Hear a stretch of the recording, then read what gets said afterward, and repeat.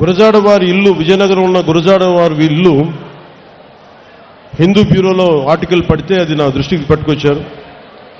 గురజాడ గారి grand son Gurajada Venkateswara Prasad గారు, ఆయన వైఫ్, ఆయన గౌరవ సతీమణి శ్రీ జి ఇందిరా గారు పోస్ట్ కార్డ్ మూవ్మెంట్ స్టార్ట్ చేసి మాకు దృష్టికి పట్టుకొచ్చారు.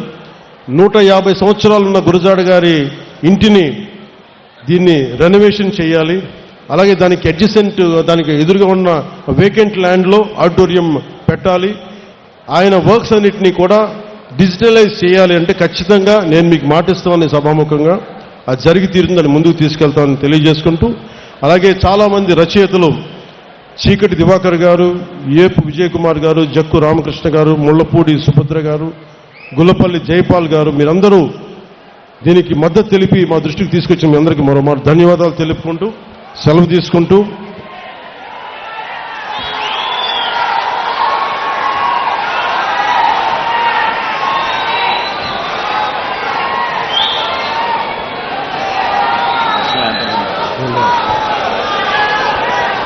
మీ అందరికీ ముగింపు వాక్యాలుగా నేను ఒకటే భరోసాతో మిమ్మల్ని ఇంటికి పంపిస్తున్నాను.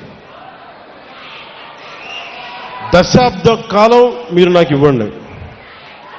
మిమ్మల్ని నాయకులుగా, దేశ నిర్మాణంలో మిమ్మల్ని కీలకమైన వ్యక్తులుగా చేసే బాధ్యత నేను తీసుకుంటాను. ఈ ధైర్యంతో ఇంటికి వెళ్ళండి.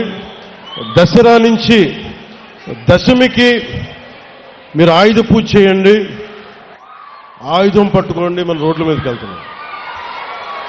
బలంగా దేశ నిర్మాణం కోసం, పునర్నిర్మాణం కోసం, దేశాన్ని బలోపేతం చేయడం కోసం మనస్ఫూర్తిగా కలిపి అడుగులేద్దాం. ఈ దీంట్లో భాగంగా మళ్ళీ మరోమారు చెప్తా ఉన్నాను, ముఖ్యంగా ఆంధ్రప్రదేశ్కి సంబంధించి ఆంధ్రప్రదేశ్ 15 సంవత్సరాల స్థిరత్వం కావాలి పాలనలో. ఈ కూటమి చాలా బలంగా ఉండాలని నేను మనస్ఫూర్తిగా కోరుకుంటా ఉన్నాను. దానికి కృషి చేయాలి, కృషి చేద్దాం. చిన్నపాటి తప్పులు ఒప్పులు ఏదైనా ఉంటే దాన్ని నేను కూర్చొని ప్రత్యేకించి అవసరమైతే గౌరవ ముఖ్యమంత్రి నారా చంద్రబాబు నాయుడు గారితో మాట్లాడి, వారి తెలుగుదేశం పార్టీది కూడా మాట్లాడి ఏదైనా తప్పులుంటే సరిదిద్దే బాధ్యత కూడా నేను ముందుండి నేను తీసుకుంటాను. ఆ మాట మీకు ఇస్తున్నాను.